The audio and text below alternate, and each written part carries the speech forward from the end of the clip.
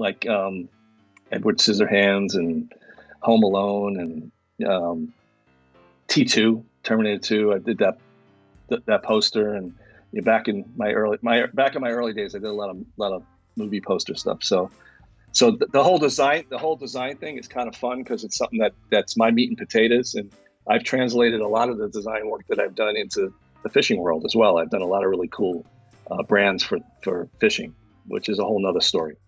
That was Al Q talking about some of the big movies he's worked on in the past, including a Grammy he picked up along the way. Don't you worry, today we'll be focusing on striped bass, tips, and tricks. Today on the Wet Fly Swing Fly Fishing Show. Welcome to the Wet Fly Swing Fly Fishing Show, where you discover tips, tricks, and tools from the leading names in fly fishing today. Hey, how's it going today? Thanks for stopping by the Fly Fishing Show. If you want to support one of our local fly shops, head over to wetflyswing.com/fly shop. And anything you purchase there will support this podcast at no additional cost to you. So check it out. Click over the link and see what we got for the lineup over there. That would be great. Al Q, one of the leaders in the West Coast saltwater game, is here to shed some light on what it takes to get it done with striped bass. We find out some of the best strategies and tips and resources on hitting stripers off the surf. What's new with Tail Magazine, and why, if Al only had one species to fish for, it would be Corbina. Listen till the end to find out how to win Al's book or some swag. Just click over wetflyswing.com/giveaway. You can check it out there. Before we get started, let's hear from our sponsors. Turtlebox is the loudest, truly portable, waterproof Bluetooth speaker available. We believe in respecting the peace and beauty while on the water, but listening to great tunes before or after can be amazing. Why not fire up this podcast or a little music after a big day on the water? Head over to wetflyswing.com/turtlebox to get started today. Sawyer offers a full line of modern and traditional products for oarsmen, canoeists, kayakers, and paddlers from all genres, providing unsurpassed function, performance, and beauty. Head over to wetflyswing.com/Sawyer to grab your set today.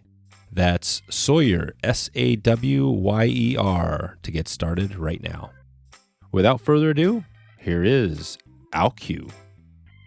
How's it going, Al? How you doing, Dave? It's so good to be here with you. Yeah. Thanks for taking the time this morning. I know it's an early one. We got you up early to get going on this, so this is great.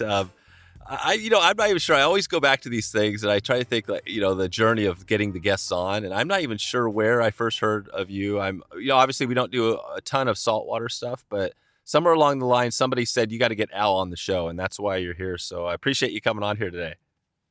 Oh yeah, I'm excited to talk fishing with you. It's always fun. All right, cool. Well, let's just start us off. I always like to go back to the, kind of the beginning just briefly and talk about how you first got into how fly fishing came to be. How'd you get into that?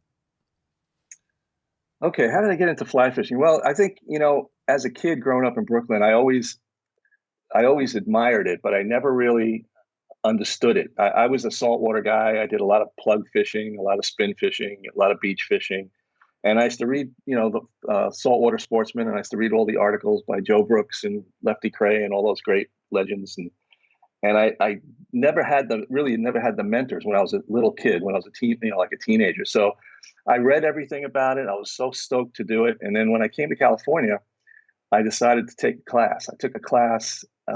This was like in the I came here in the late 70s, and I took a class, I think, in the late 80s with a guy named Neil Taylor. He did the science of fly fishing, I think, at UCLA.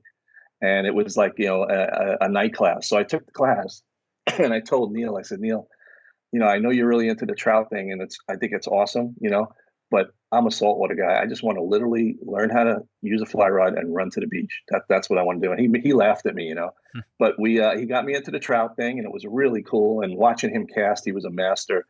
And so that's how I got started. And then by total serendipity, when I was in Brooklyn in my room reading articles about fly fishing, this guy's name used to come up all the time, a guy named Nick Curcione. Okay. Yep. And he was in Southern California.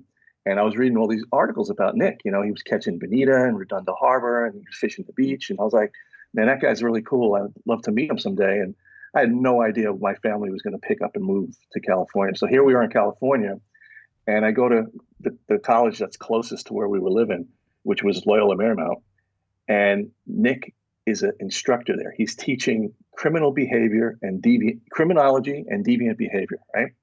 So I meet Nick at one of the barbecues, the alumni barbecues, and we start talking. And I told him I'm into fly fishing, and he kind of like took me under his wing and started to mentor me. And that's really what took me. That's what started my path, was with Nick fishing the surf in the way back in the early, like late '80s, early '90s. So that was it. That was it. Yeah. That was my gateway. That's it. Yeah, Nick, and obviously he's a name that a lot of people, obviously, if you know a little bit about saltwater, you've heard of Nick. And is he out? He's still out in that area? Yeah, Nick is. He was living in San Diego. I think now he's out in Palm Springs. He's had a few health issues that he's trying to get through, but he's still very vibrant. He's still got it all together. He's a great person. You know, I think he still writes, and I talked to him frequently. I had him on a Zoom a couple of weeks ago, and he was just as funny as it could be. He's one of the funniest men on the planet. He's great. Awesome. Really great. Yeah, he's definitely been on my list. I'm hoping to get him on too. I maybe we could touch base on that later. And I've had a number of people. Obviously, you know, there's plenty of older people that are in fly fishing that are great, and health is an issue. And I'm trying to think of the last one, you know, I had on who had a health issue. But you know, I had to wait a couple of years to get them on. You know, they came out of it, right, and they recovered and stuff. So no, that's good to hear on that. So yeah, I was going to think, you know, Al, just getting into this, there's a number of species like you mentioned we could talk about. I was hoping to focus a little bit on stripers today, because I think, you know, obviously it's kind of a species that's exciting. You know, it's a species it's an invasive species technically on the West Coast. But when you think about stripers, you've been on both coasts.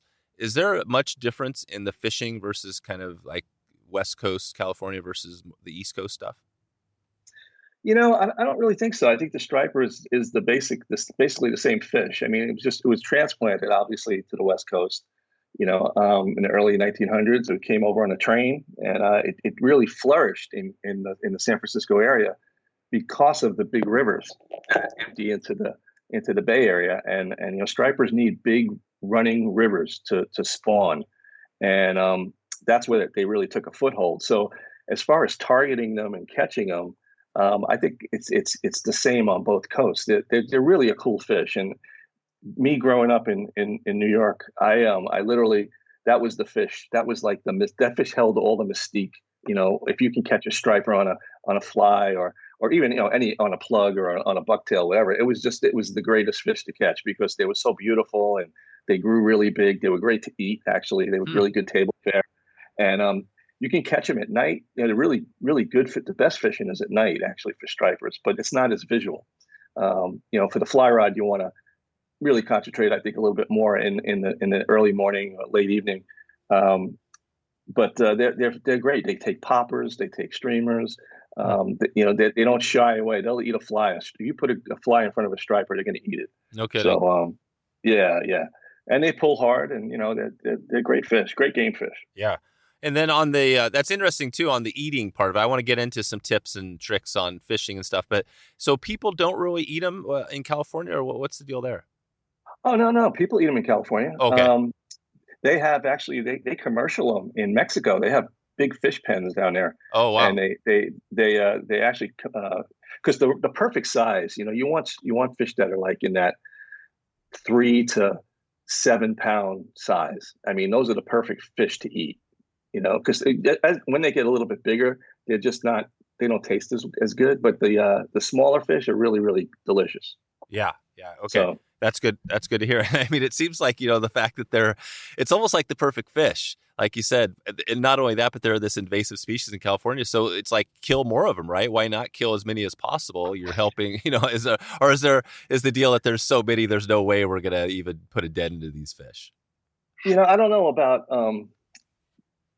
I don't know about, you know, there's a whole thing about eradicating them in the Delta and all this stuff, and I think that they belong in the Delta. I just think the fishery needs to be managed a little bit better. Right. I don't consider them like well, I guess they are invasive when they get into lakes. See, that's the problem. Yeah. The aqueduct system, when that stuff was coming out of the aqueduct and they would dump in all the water into all the lakes, then the stripers became invasive. That's where they really became invasive. Okay, but when they were in the salt water and in the estuaries up north, they're not invasive. That's their territory. That's where they belong. So Gotcha. I agree with you. When they're in lakes and stuff like that, they do wipe out, bass and everything. They'll eat everything. They'll eat all the trout, everything.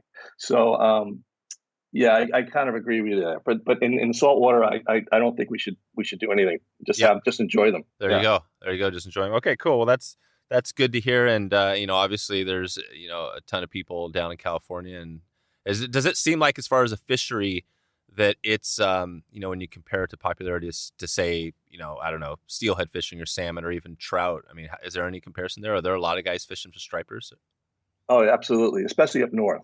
I mean, we get stripers here as well. We get them in around the Monterey area pretty regularly, and then from south, we'll get them along our coastline. They've been caught all the way even down to Ensenada, Mexico. So, I think those are stray fish that come down. I don't think they're spawning and living down here. Yep. They're just coming down and following bait in schools of yellowfin croaker and sardines, whatever they're eating. They'll eat everything, but they're following the bait. And that's why we see them in the fall. Sometimes we see them in the wintertime, usually December, January, and February off our beaches in Southern California. You got a good chance of getting one. You really can't say, okay, today I'm going to go catch a striper, but we know certain areas that if we concentrate in those areas, there's a really good chance you're going to get one. I have a buddy of mine that goes, and we fish together, and I've seen him catch them before, and I've hooked a few myself, but yeah. He's gotten 7 just off the beach here in Southern California, which you'd never think you can catch them off the beaches here. So that's cool. Are around, even San Diego. I have a lot of buddies that catch them in San Diego. So they're here, but I would say the Northern Cal guys are the guys that are really on them. And there is definitely a brigade of guys that love to fish stripers with flies up there. Okay. So. Okay. And are you headed up? Do you hit the north at all, or you just stay south? I do. I like to fish the Delta. I'll fish with Dan Blanton and John Sherman and a lot of the guys up there that really kind of like got it dialed in. And that fishery is great. So I'll go up there, maybe once a year and fish with those guys up there. Oh, cool. All right. Well, I want to take us on, maybe a little journey of somebody that's kind of new to stripers. And we have listeners all over the country, all over the world and stuff, but we really have a good focus when you look at the numbers, listeners in California, and obviously all over the West Coast and, and to, other places to a lesser extent. But yeah, I mean, California is pretty amazing, right? There's a lot of people there, but we haven't done a ton of episodes. So I'd like to focus it a little bit for that person that's kind of listening now. So, what's the first thing to think about when you're thinking about getting striper fishing? What do you need to get? What do you need to do to, where do you need to go? What would you give them as far as resources if they're brand new to it? Is it going to be West Coast or is it going to be East Coast? Yeah, West Coast. Let's talk about somebody that lives in the, up in the, like you said, up in the northern NorCal somewhere. NorCal, okay. I would say first thing to do is if you're a fly fisher and you want to learn about striped bass, Dan Blanton has a board. I would Google Dan Blanton and go to his board. He's got How do you spell fantastic message. Blanton, Blanton, and he's got a great message board. It's been there for a long, long time. He has a tremendous amount of people that are vibrant on that board. So, and they're always talking about stripers in that area. So Cool. That would be a great place to ask a question. Dan's got a great website on, all the types of flies that he's invented and used, and all his patterns are fantastic. Nice. And how to get rigged up and set up and all of that. But basically, we use a lot of sinking lines. We throw a lot of sinking lines in California because we're fishing in deeper water. If you're fishing off the beach, you can get away with maybe an intermediate line, but a lot of times we're going to be using sinking lines. Are there different areas when you think about where you could fish? I mean, could somebody just as easy, like you said, go to a beach or a jetty, or are you going to have a lot more success, in a boat? I think you can have success on foot or in a boat. It's just a matter of understanding where the fish are and the tides and the types of baits they're eating, and just being in the right places. You could do damage either way. Let's imagine somebody that doesn't have a boat, so they're just hitting the foot. And now, would it make more sense to find, where would be a spot? So I guess, like you said, go to the Dan site and you can check out some stuff there, but is the jetty or Yeah, a beach? Yeah.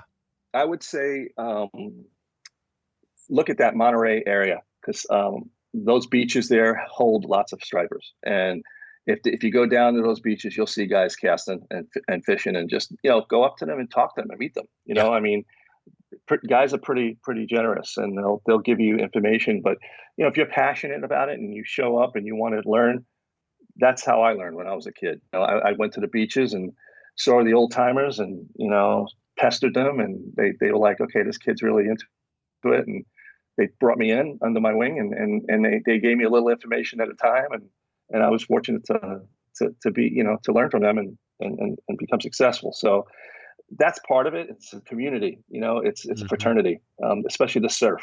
The surf is definitely a fraternity. So I would say there are some clubs up there. I would look online, like I think there might be one out of Santa Cruz, and just go on their websites and try to reach out and ask people who's going on, who's fishing in the surf today, or hey, I'm new to the surf, I would love to learn. And there's people are very generous. They'll help you. That's Nice. What I would do. Okay. And what's just quickly on the gear? Is it just your typical, what are you using for rod, weight, and lines and stuff? What do you guys got going there? Well, typically I fish a 9-foot rod, and I'll fish, if I'm fishing in the surf, that's fairly medium to large surf. I'm going to use probably a 9 or a 10 weight. You could probably get away with an 8 weight if you're a good caster. A lot of guys are going to the little bit longer rods now because they want the distance and they want to cover more water. So they're fishing the switch rods, those 11-foot switch rods. I don't necessarily think I need one. I can cast, I can throw 80 to 100 feet with a 9-foot rod. So I just tend to stay with that. But if you need the extra distance and you think that's going to help you, I would learn to say it's something to definitely look at the switch rod and see if you can learn to cast that. It's nice also, you don't have to throw a long back cast with the switch rod. You can roll cast and get line out there. But pretty much you're looking for structure. You're looking for areas that hold fish. The beach to the average person looks the same, but once you start learning about the beach and going down at low tides and understanding that there's going to be underwater cuts and troughs and structure, that's where those are like fish highways. So on the high tides, they fill in, and a lot of times the fish could stage in there. They can lay low. The waves can go over their heads, and when the bait fish get washed through there, they can come up and ambush them. So those are the areas you want to kind of focus on. And I always tell people never own real estate. Like you fish an area, if you see a nice hole, fish it, thoroughly, and then keep going, keep walking. The more area you cover in the beach, I think the better off you are. So, because fish are moving up and down, they're not just going to stay in one spot. And then you want to fish a sinking line. I usually throw, if I have an 8 weight or a 9 weight, I'm going to throw out like a 300 to 350 grain shooting head, which means the first 27 feet, 30 feet of my line is the heavy part of the line.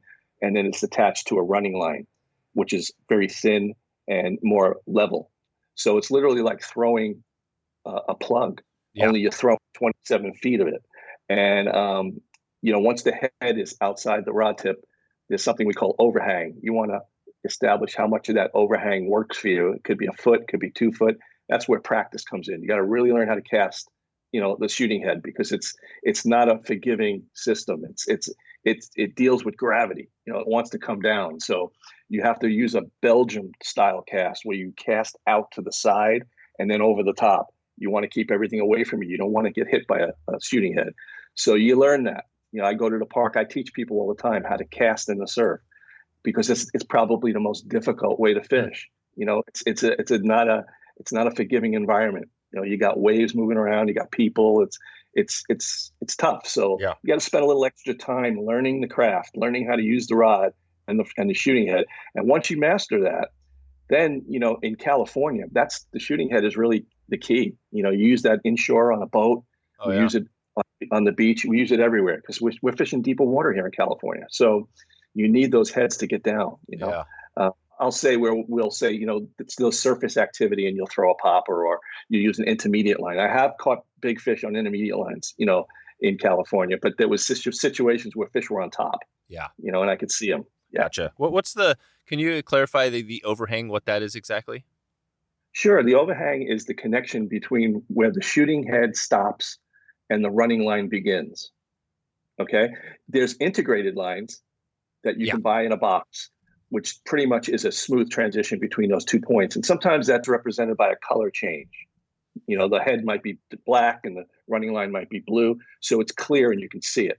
So when I cast, I want maybe about 1 foot to 2 feet of the blue running line outside my rod tip.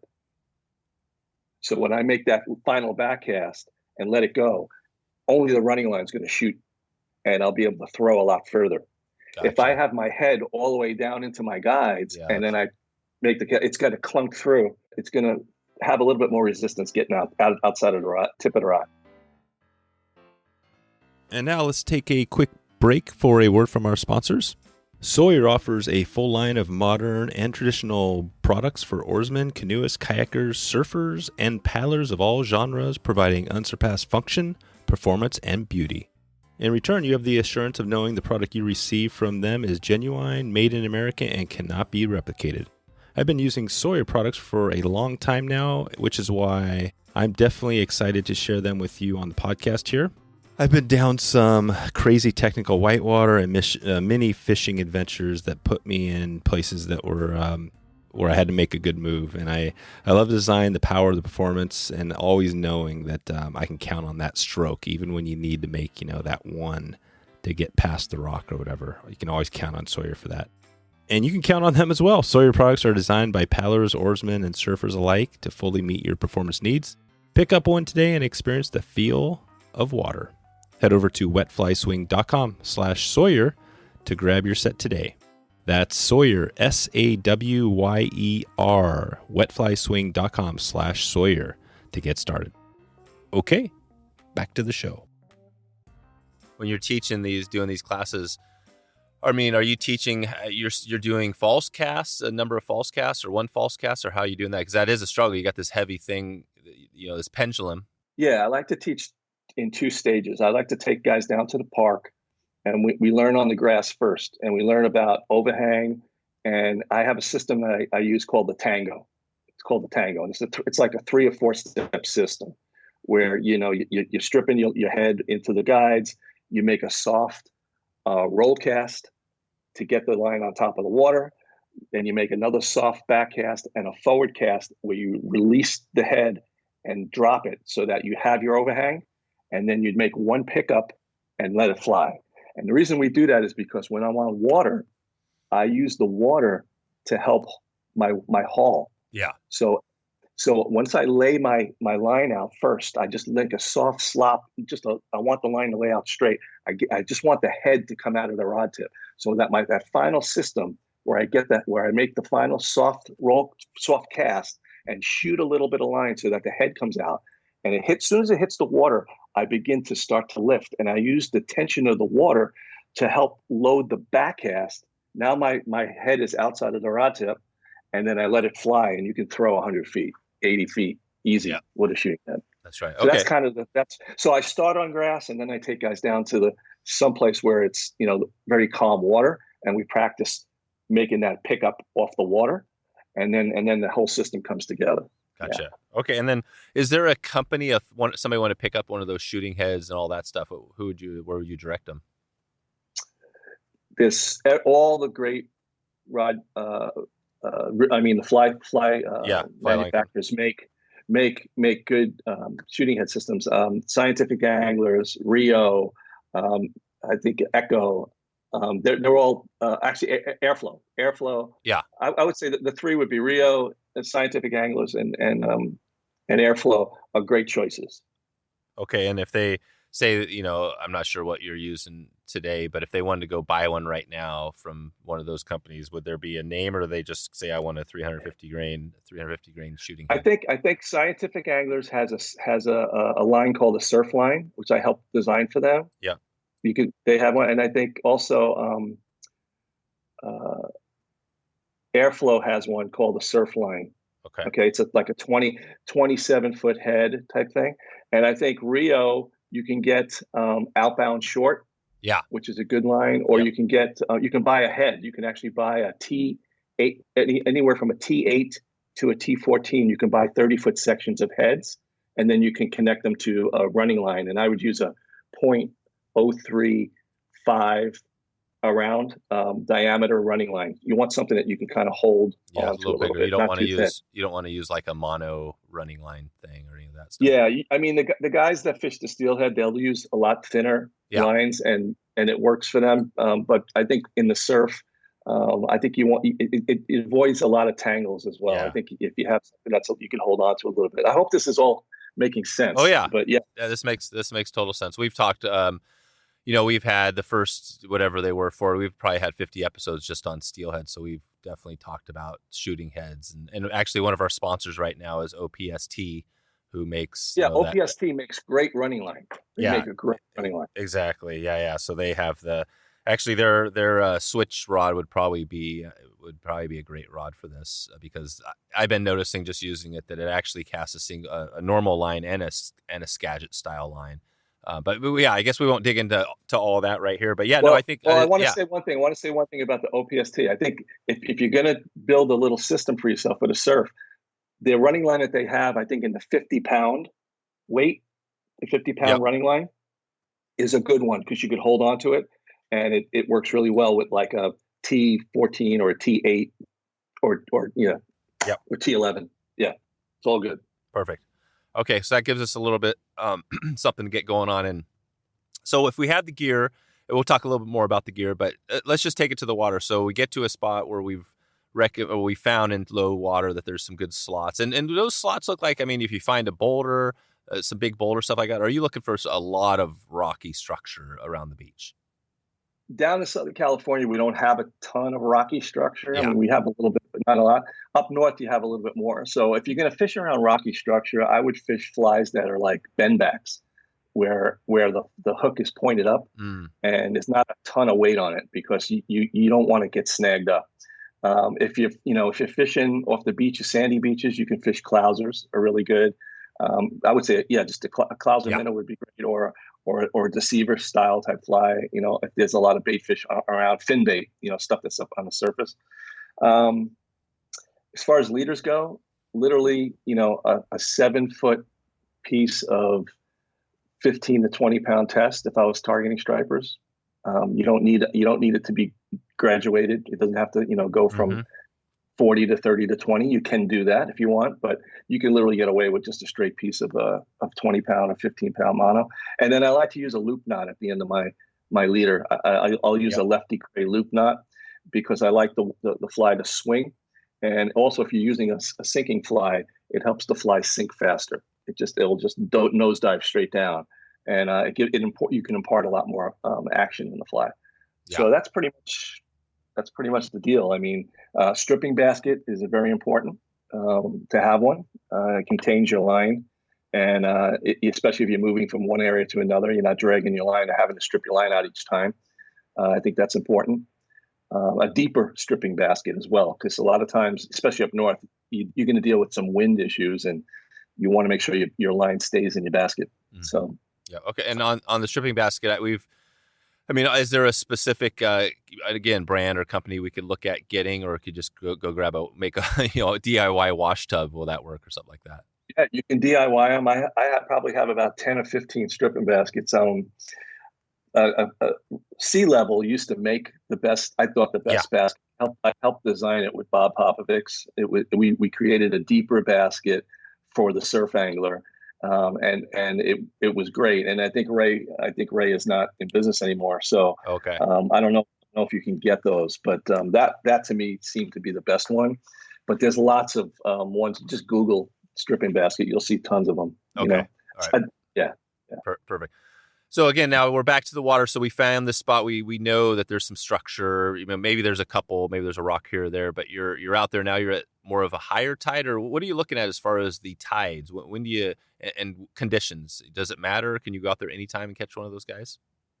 Well, stripers like rough water and they like overcast. So that's one thing that there might be days when you're like, oh man, it's too nasty out there. Well, if you can throw a shooting head and you can get a fly out there, you got a good chance of catching a striper when the water's nasty. They like that stuff. But for the most part, you're not going to be doing that. So I would say you concentrate on big tides. I like the new moon tides because they're big, and as long as there's a lot of water moving through, a lot of things can happen. Bait is at the mercy of the tide and the wind. So when you have big tides, big strong tides, you're going to get a lot of things happening on the beach. I like the incoming tides. So sometimes it's good to get down there when it's might be a little bit on the lower end, so you can see the topography of the beach. Yep. And then watch it fill in and fish those areas if you're not familiar with that area. Just the fish the incoming to the high, and then the falling tide is usually good.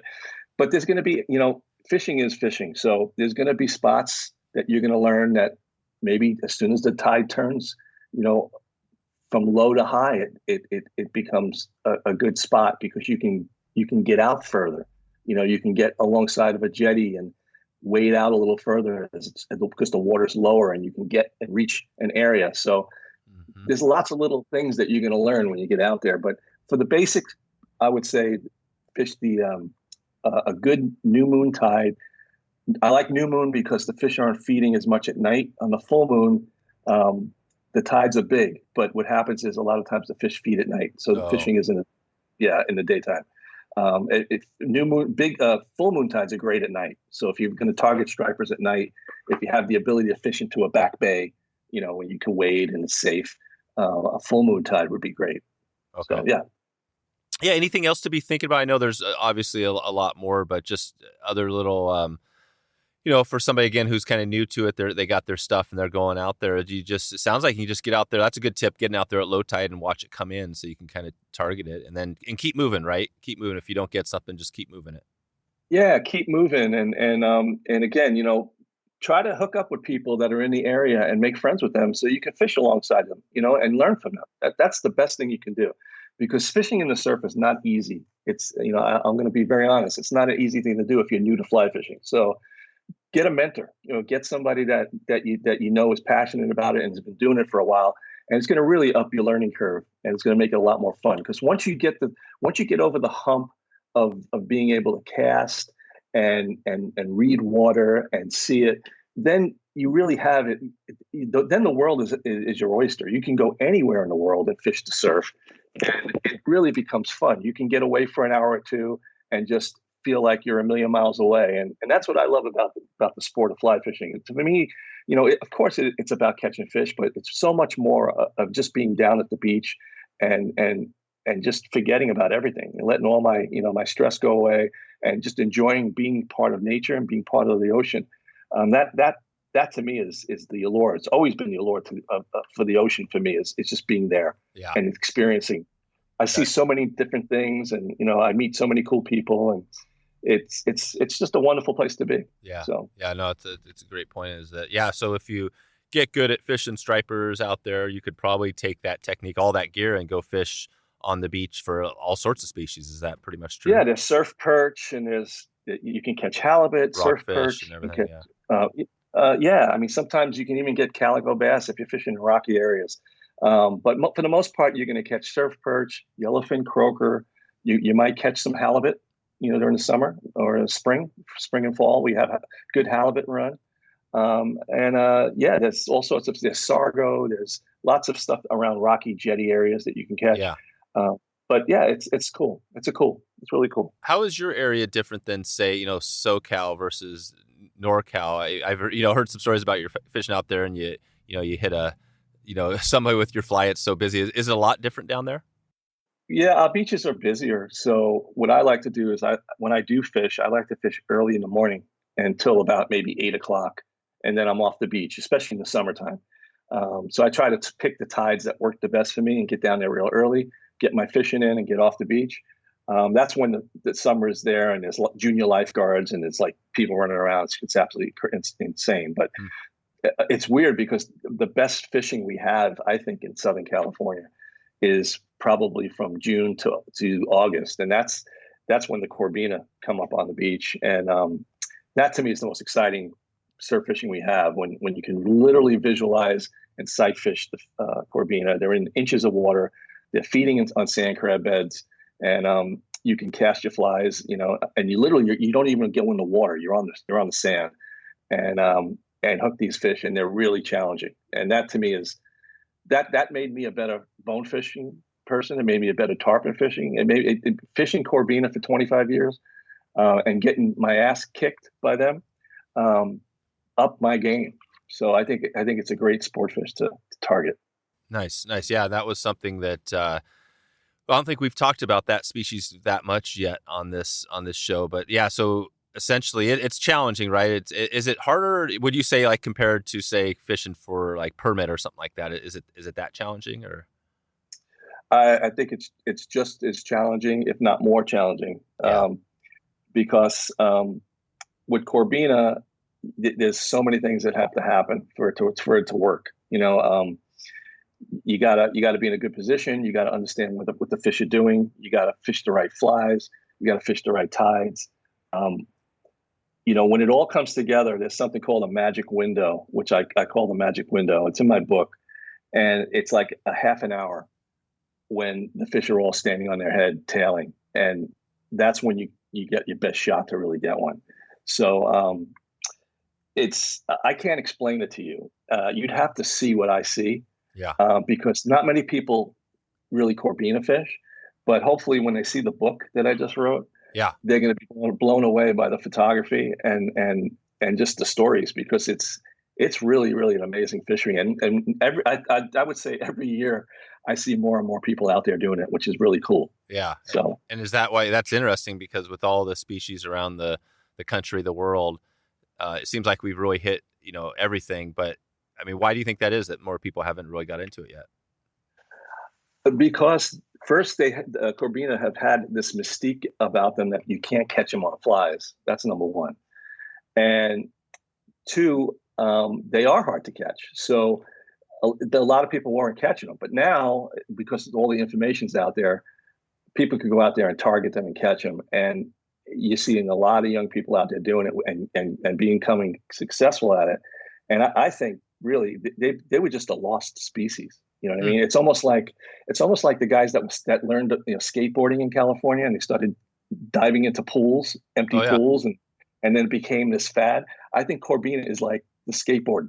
I mean, Corbina basically are now this really, really cool fish that everybody forgot about, or really wasn't on the radar until like the last 5 or 6 years. Amazing. And now it's like I have guys who are really, really great fishermen that fish all over the world that call me up and say, Q, I got to catch Corbina. I got to get one on my list.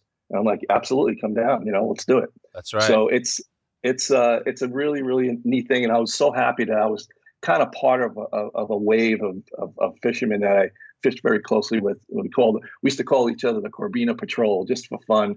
And we all kind of shared notes and flies and tried to figure it out and break the code. And we did. And I just feel proud that I was part of that. So, have you had Jeff Currier down there? Have you connected with him? Jeff hasn't called me to come down. I hope he does, because I'd love to get Jeff on the beach. So do you think that's a species that's not checked off his 400 species list yet? I don't think so, but I'm going to call him and check, because I know he did a Corbina mug. I have it. I have a Corbina mug. It's in my book, actually. That's awesome. So it could be that Jeff got one, and I wouldn't doubt he has, because he's caught everything that swims. But if he hasn't, I'd love to get him on one. That's good. Yeah, I just recently had Jack Dennis on, and we talked about a bunch of the history and all that. And yeah, I didn't realize. I mean, he worked for Jack for almost 30 years down there at the shop. Yeah, so it was pretty cool. But yeah, and I'll put a link out to those episodes, as well as the Jeff episode, which was a while back. But cool. Okay, cool. Yeah. So it's good. Well, obviously, again, species wise and time wise, we never have enough time. I'd love to do is it Corbina or Corbino? Corbina. Yeah, Corbina. So I'd love to dig into Corbina more, and maybe we can get you on that's a whole later. other world. Yeah, it's a whole. Yeah, exactly. What's the name of your book? It's called the Corbina Diaries. Cool. And you walk through, is it kind of grab the book and you step by step to catching fish, or is it more like photo journal? It's a really different book. I wanted to write a book and design a book that was more for my younger audience. most fly fishing books are really cool, but it's a lot of text, and you get a picture, and then there's text, and you get a picture. My book is like every page is different, so it's an experience. That's all I can tell you. It's got a lot of different things in it, and people have really touted it as being one of the most coolest fly fishing books. I'd like to send you one, actually. When we're done, you give me your information. I'd love to send you one. So. Oh, I love that. Yeah, that'd be amazing. And I'll definitely, maybe we could do, actually, this is, we've just started doing this. This would be really cool to do because I had a couple of listeners. I try to listen, obviously listen to my listeners whenever I can in this show. And I had this one guy that reached out. He said, man, you got to start doing some giveaways. I don't care what they are. It could just be some random swag. Somebody's like, but, so I'm trying to do that. So maybe we could do a giveaway, just give away a book to somebody that, you know what I mean? Somebody that wants to enter. Yeah. Absolutely. We can do that. But I want to send you one as well, just so you have one for your shelf. Yeah, I will. I'll definitely, my goal, and in fact, we're trying to plan a trip. We were looking at planning a trip out more to the Midwest to do some like road trip with the family. But I'm kind of thinking, depending on COVID, maybe doing something down there. So that'd be really cool to take your book and head down and go for some of those fish. You know what I mean? They come back and check in with you. Oh yeah, absolutely. It'd be great.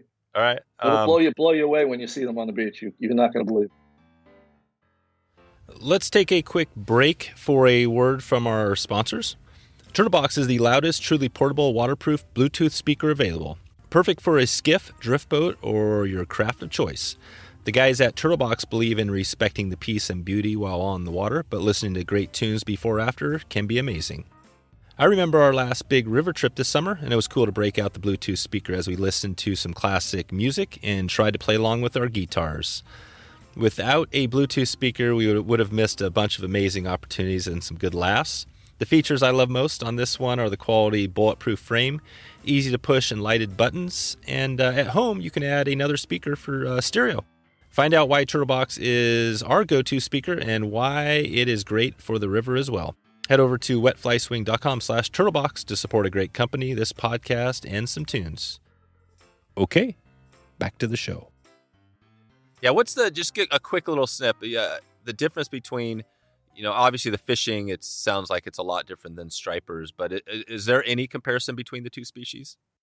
Not really. I mean, stripers will come into the surf and eat sand crabs. I mean, they'll do that for sure. But the Corbina during that part of the timing, it's like I said, June through July, when the water temperatures hit about 67, 68, it's game on. I think they're in a sort of like a spawnish type of thing because they really school up. You see 2s, 3s, 4s, 5s, and they come in and they really concentrate on pounding the sand crab beds. So that's when we focus on them, and that's the most visual time you can see them and have fun throwing flies at them. We just downsize the system. You can still use a shooting head, or you can use an integrated head, but you can use a very light sinking line, like something that's like 175 grains or 200 grains, and you can even use fly rods that like 4 weights, 5 weights, and 6 weights. And intermediate lines are really good too because they land soft. So you want a soft presentation, and you want a system that's balanced so that it's enjoyable to cast.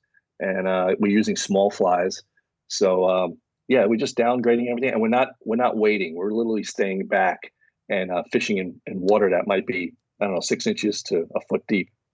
So it's cool.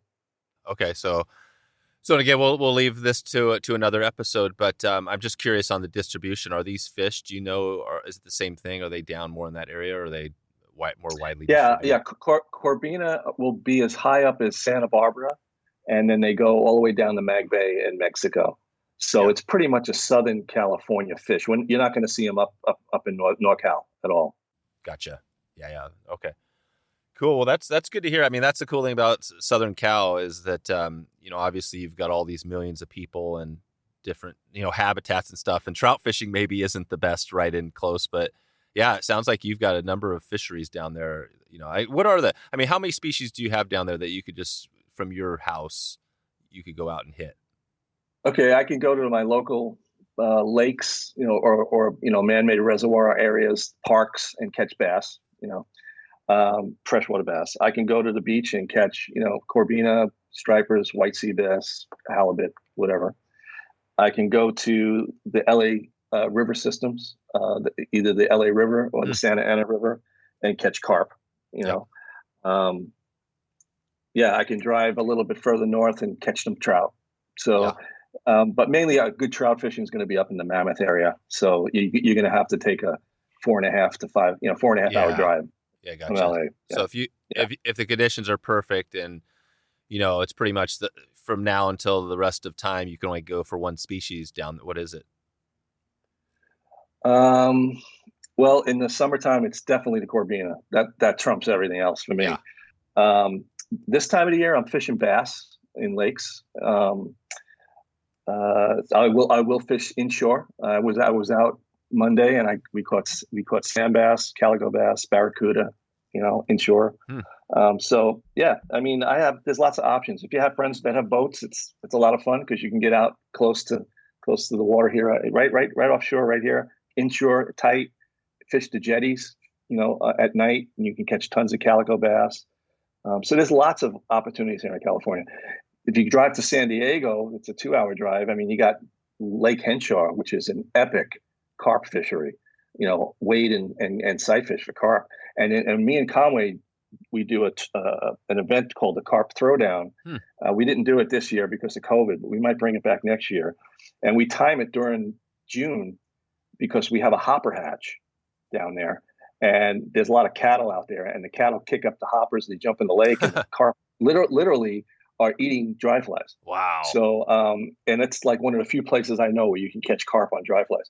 So we've done that for about 7 or 8 years. We have a little tournament we have down there, and we it's just really fantastic, called the Carp Throwdown. So there's lots of fun things to do. I mean, I started the One Surf Fly years ago, and I did that for 9 years. And I had like 60 guys on the beach casting flies for on the surf, and we had prizes, and we gave money to nonprofits, and it was a lot of fun. So there's lots of cool opportunities down here. Is that One Surf Fly? Because there was another one flight right back in the day from the old school guys. Is that similar to that thing? Yeah, I actually took it from those guys that were doing it in freshwater, but I just expanded it. What I did was everybody brought a fly to my tournament, and they put it in, we gave it a number, and they threw it in a bag, and then we shook up the bag, and then let's say you came in, Dave, and you had a Q's beach bug, right? Yep. And your name, okay. So you would come in, and I said, okay, Dave, you're up. You come in, we'd shake the bag, you reach in, and you grabbed a clouser from Joe Smith. So I would record Dave Smith. I would say Dave Stewart, and then next to it I would say Joe Smith. Okay. So when we fished this tournament, it was only about 2 hours. We would give a prize for the first fish, the biggest fish, and the most fish. And we had spotters on the beach with cards that would record everything. So let's say you get out there and you catch the first fish on Joe Smith's fly.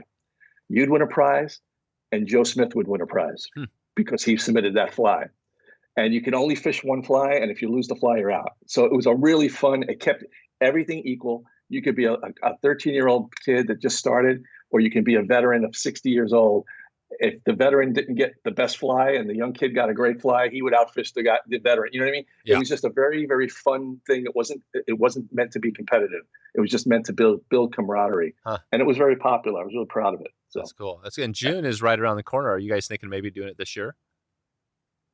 I stopped doing the One Surf Fly. I kind of handed it over to the Federation. Oh, right. And they do a different tournament now based on that. Yeah, they're gonna do. I think they do it. I forget what they call it, but they have one that's based on my premise of how I set mine up, and they're doing their own, which is good. I'm glad it's still going. So okay, cool. Well, we're gonna take us out here in a little bit. I've got this little segment called the 222 where we talk about some tips and flies and stuff like that. But before we get there, I want to hear the Tail magazine. Can you talk a little bit about that magazine and what your role is there, and maybe just describe to somebody who's never read it? Sure. Tail magazine is the premier saltwater fly fishing magazine. It's out of Florida. Joseph Ballerini is the publisher. I was really fortunate. I reached out to Joseph this year, and we talked about California, and it was an area that he was trying to get more exposure. So they're really, really strong on the East Coast and in the Gulf. It's a bi-monthly magazine. It's phenomenal photography, really great articles. And he asked me if I wanted to help him out in getting content. So I said, sure. And so he put me on as a West Coast contributing editor, which I started in March. And to make it even nice, actually even more fun for me, he said, Q, if you want, let's give you the July, August issue, and reach out to some people and see if we can put together a West Coast issue about fly fishing and saltwater on the West Coast. So I got some really great articles coming in for July. I mean, everything from mako sharks on fly to spotfin croaker, sight fishing spotfin croaker off the surf. So I'm really excited about that. So That's cool. So I'm involved, and it's a good magazine to subscribe to, especially now, because we're going to have a little bit of a West Coast presence, and it'll be fun to read things about our coast as well. So no, that's cool. That's cool. Yeah, and I'm sure, like I said earlier, we've got a bunch of people over on the East Coast and up in the Midwest and around, kind of the area. So that I'm sure that a lot of people are aware of that magazine as well. And so some of these articles you have going here, are they? Can you name a few of the people, some of the authors there that wrote these? Yeah, sure. I have one that'll be done by Kirk Dieter and Conway Bowman on a trip we took a few years back for fishing for giant makos. We hooked makos that were from 600 to 800 pounds, and I got some amazing photography on that. So that's going to be an amazing article. My friend Nick Blix, who's a young guide, he works at Patagonia. He just wrote an article about fishing calico bass at night. How do you spell his last name? Blixt. All right. So he wrote an article. I have Dave Shanzai, who has that podcast with Alex Ramirez, beer, fishing, and food, or something like that. Oh yeah. He wrote a really cool article on spotfin croaker.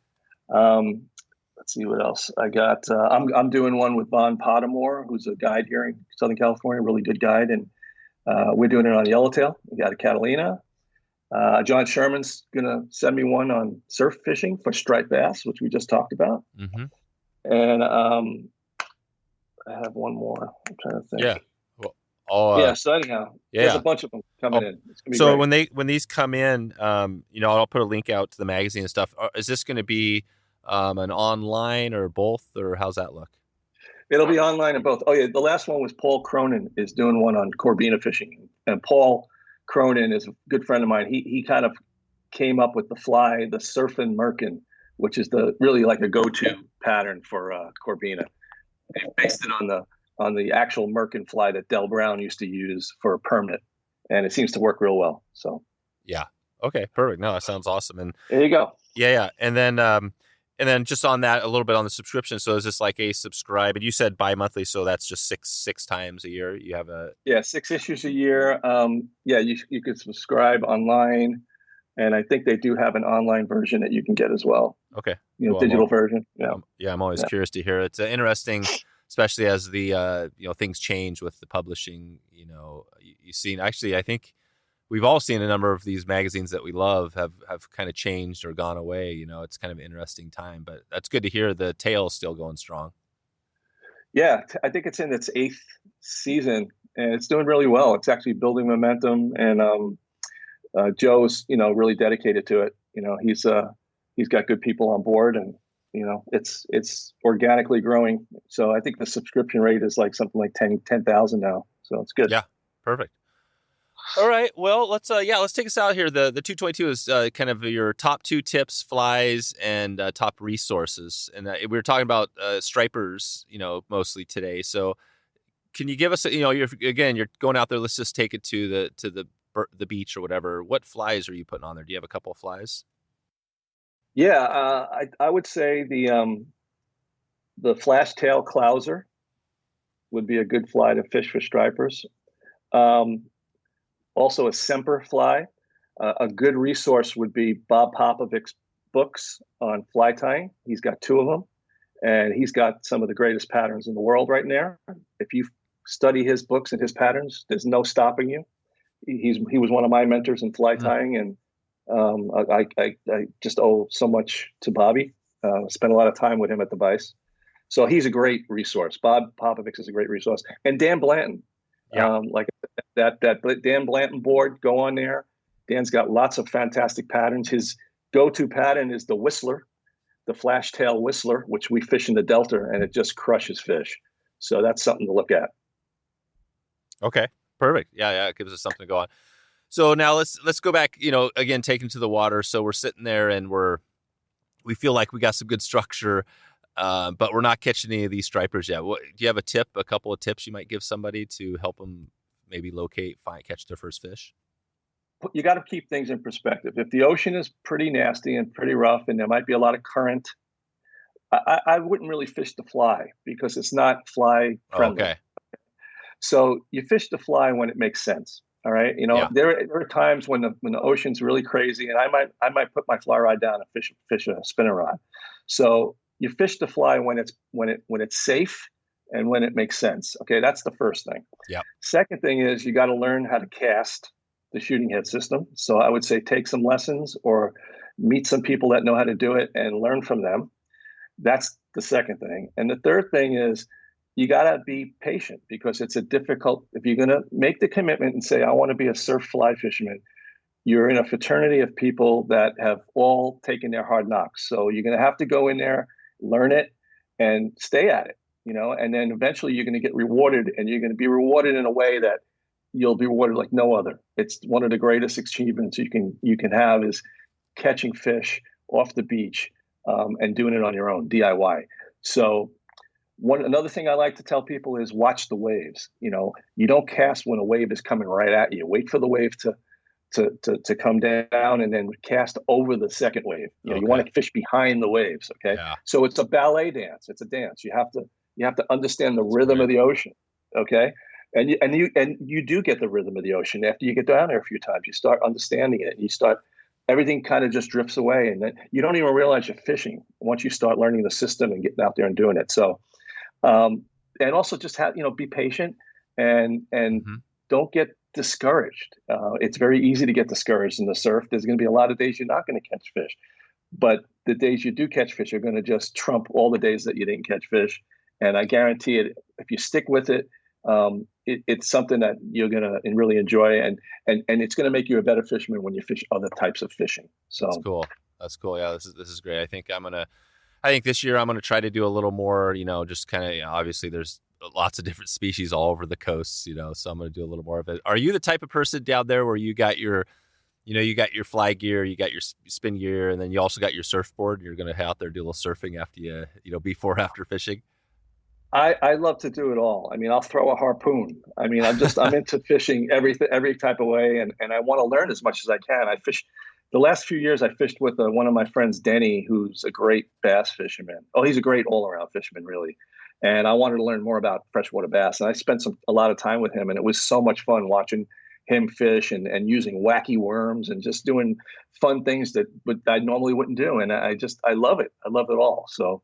But you don't have a surfboard. You're not out there surfing I'm not a surfing guy. I'm a guy from Brooklyn, man. I had concrete around me growing up. There were no waves, Yeah. But I admire people that board fish, and I admire people that surf. I think it's wonderful. Right. In fact, in the mornings when I go down to the beach, the surf guys and the surf women, I see them coming off the beach in the morning because I'm down there early, and they are so present.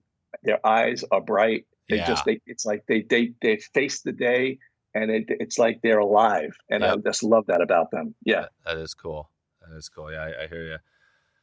Cool. Well, Al, I think I'm feeling pretty good about this. Just a couple more before we get out of here. Couple of random ones. I always love to ask. The music question is always a good one. I love.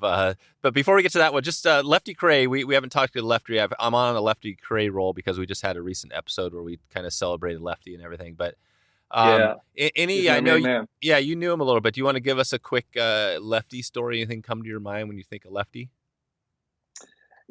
Lefty was a beautiful person. I was very fortunate to know him for many years. And I met him up on Hot Creek a long time ago. I took a class. Actually, it was a class fishing the Lefty Kreh at Hot Creek. And I couldn't believe it was actually the real Lefty Kreh. That's how I first met him. And he was just so giving and so wonderful. And he was my mentor. And he was one of the few people in the industry that I could truly say that I could always call and always get the right answer. He was very, very willing to share whatever he knew. If I was going any place in the world, I would say, "Hey, Lefty, I'm going here. What do you think? What should I do?" And he would always tell me all the right stuff. And he was just there was only one Lefty. Yeah. I mean, they're never going to see another Lefty. Unfortunately, he was really great. Lefty stories. for me, the best part about Lefty was going to some of the shows and, being around him. And then at night, going back to the hotel and, ponying up to the bar and Lefty showing up and just Lefty telling us funny stories and everybody just laughing and laughing and laughing. And, those were the memories that I had that That's I wish cool. I could bottle. Yeah. That's cool. That's right. Was Lefty, I can't remember, was he wasn't a big drinker, right?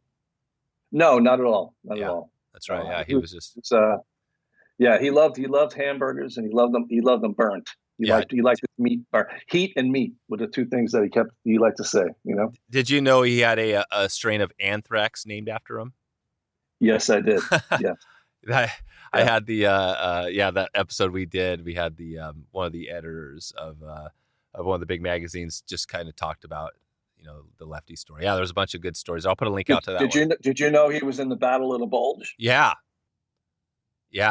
We talked about that. We talked about we covered a lot. I think we covered a lot in that episode. A lot that I didn't know. I mean, obviously, and like you said though, there's only one Lefty. That's the thing. And the mentor thing. I remember Flip Pallett mentioned that on another show, that he felt like he would hear people that didn't even really know Lefty at all, but they would say, "Yep, Lefty was my mentor." Like everybody felt like he was their mentor, which is amazing. I mean, that guy would hit such amazing hand and eye coordination. He grew up a very poor kid in Maryland, and he had to hunt and fish to really survive, to feed his family. His dad died when he was young, so. But he's one of the few people I know that could shoot an aspirin out of the sky, with a BB gun. Huh. I mean, he was just absolutely incredible. So there was only one Lefty. That's cool. All right, Al. Well, and there's only one Al too. I mean, the especially your last name, I love it. The Al Q, it resonates so well. So I'm excited to share this one with everybody. And before we get out of here, the music thing. So just give me a little bit. What do we listen to? So you're either getting off the water, you're going to be playing some tunes. Do you have a band type of music you love to listen to?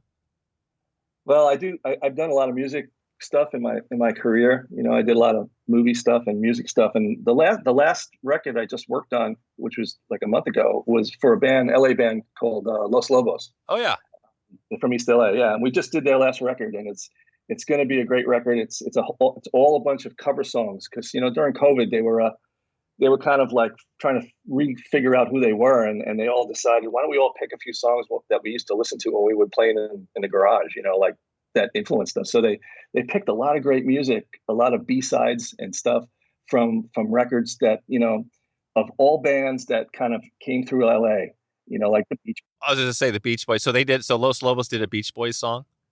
They did a Beach Boys song, on this new record. So which one?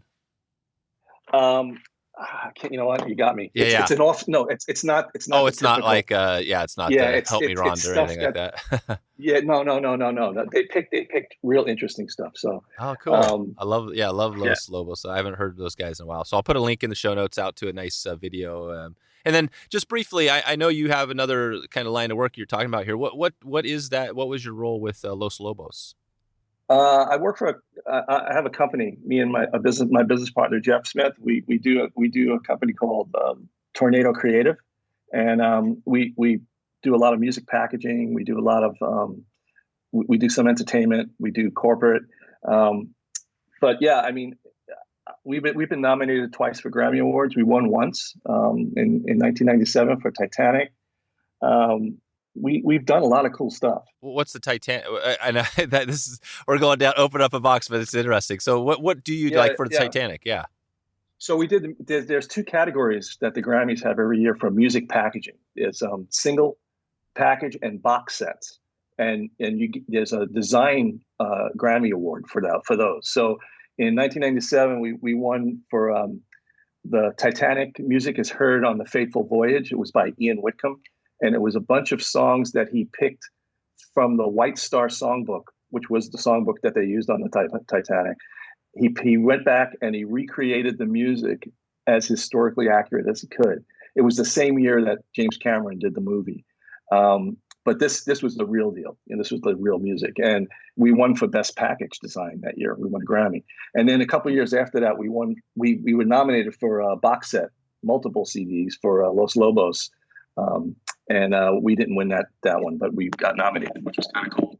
So yeah, and I've done a lot of entertainment stuff, like Edward Scissorhands and Home Alone and T2, Terminator 2. I did that poster, and Gotcha. back in my early days, I did a lot of movie poster stuff. So the whole design thing is kind of fun because it's something that's my meat and potatoes, and I've translated a lot of the design work that I've done into the fishing world as well. I've done a lot of really cool brands for fishing, which is a whole nother story. But anyhow.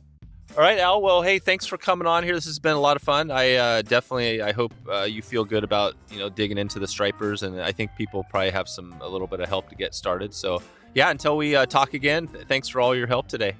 Dave, it was a pleasure, and let's connect on your address. I want to get you a book. Okay. Right? All right. Thanks a lot. See you, man. Bye. So there you go. If you want to find all the show notes and all the links we covered, just go to wetflyswing.com/219. That's 219.